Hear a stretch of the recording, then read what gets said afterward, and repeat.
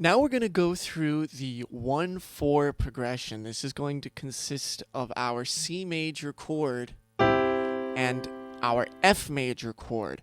So what we're going to do is we're going to move our thumb from C to F to change those chords.